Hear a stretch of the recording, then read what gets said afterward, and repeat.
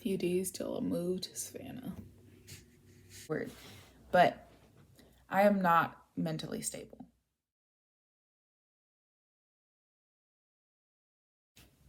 Hi, if you've seen my video called Dear Future Me, you probably know I'm going to be moving in with my sister in Savannah.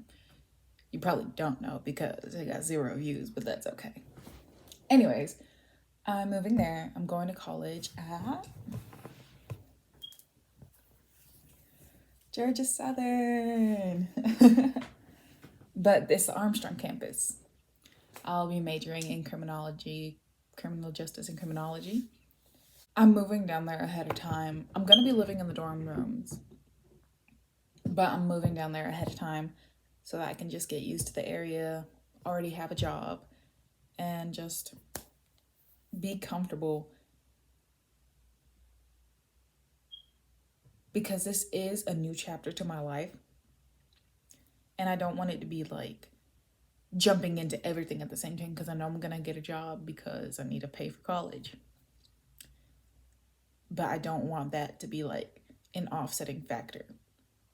Because it's one thing to go to school and it's one thing to go to school and work. So by settling them in one by one, it's easier to settle myself in. I'm supposed to be officially moving in there on Friday, this Friday. And I took this as an opportunity for self-growth, basically.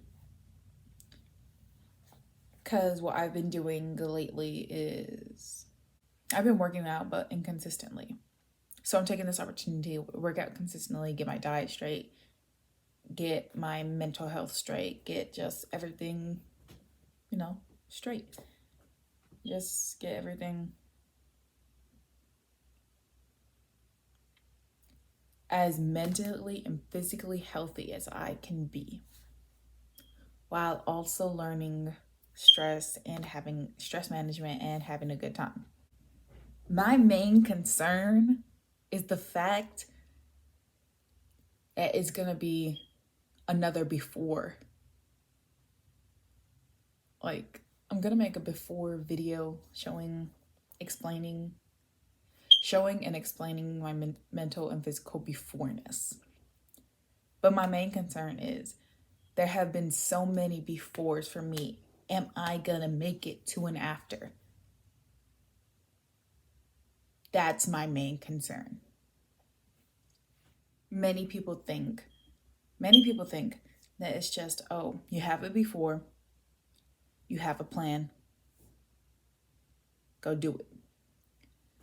But here's the thing. I don't have a plan. I don't know what I'm doing. I have a before. I'm trying to reach a middle so that I can reach an after. That's my plan. The in between the middle and the beginning, I have no clue what I'm doing. There will always be this constant pressure of trying to beat myself at what I can be. That's who I am. I'm a competitive person. But lately, that's been going down the drain. I've been letting myself go. Like my mental health, down the drain. My physical health, down the drain. And I partly blame myself on that because instead of using the time that I had to myself in quarantine and like this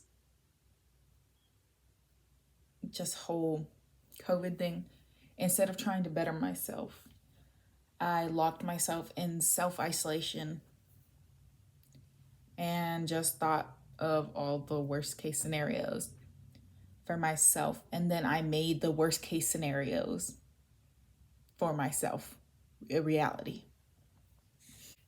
So many things happened. Right now, my room is cleanish, but it used to be to the point where I could barely walk in it. And I could only use half of my bed because of the fact that I had so much crap piled up and collected. And that I was really having tough times. Like mental health, we're not gonna get too deep into it. But yeah, just want Now, physical health. Okay, so I was doing great in March. I was exercising, but that only lasts for. I was exercising. I was exercising, eating healthy, doing yoga, meditating, planning, studying, and doing schoolwork. That lasted for a week. And then I got lazy, didn't do anything, ate a whole bunch of junk, but I still kind of managed to lose weight. I don't know how. I got down to the point of 182. But then I started I started working at fast food. I'm not gonna say what. No, you already know what fast food. Burger King. I started working at Burger King. And for the first month or two, I was like, occasionally I would get like a 10-piece nugget or maybe a 4-piece mozzarella stick. And I would call it a day.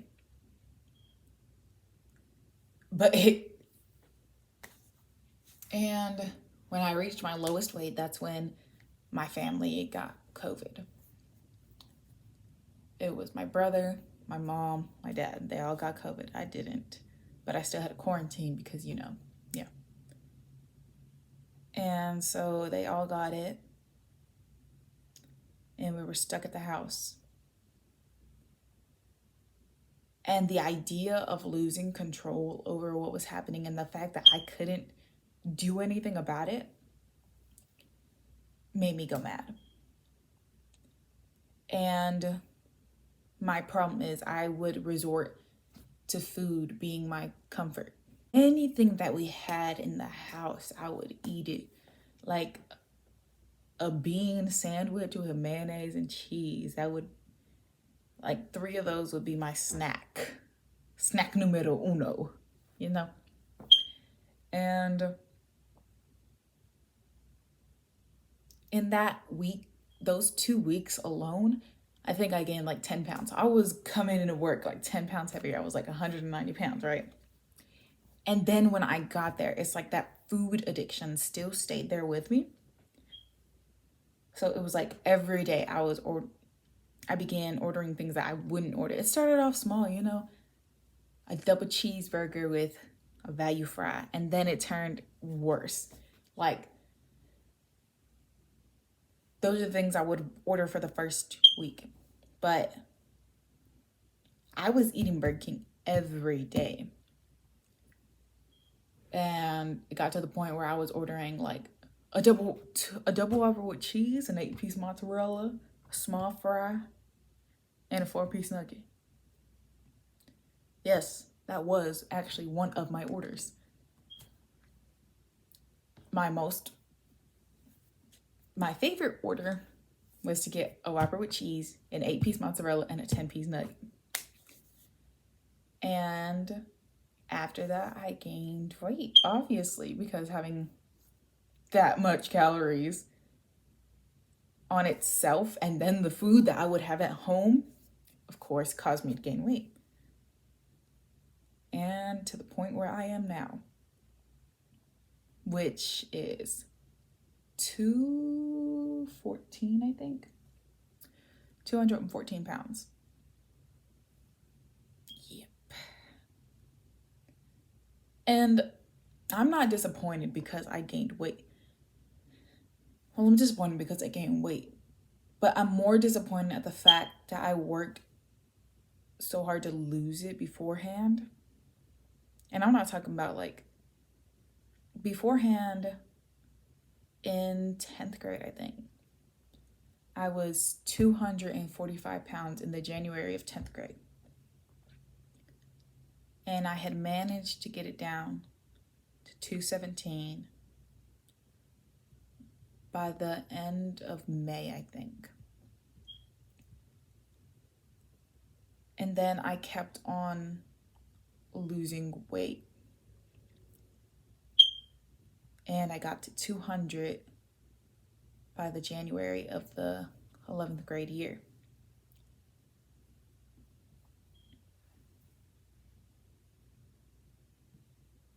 So the fact that a lot of my work was diminished, not diminished, I don't think that's the right word, but the fact that a whole bunch of my work was just thrown out the window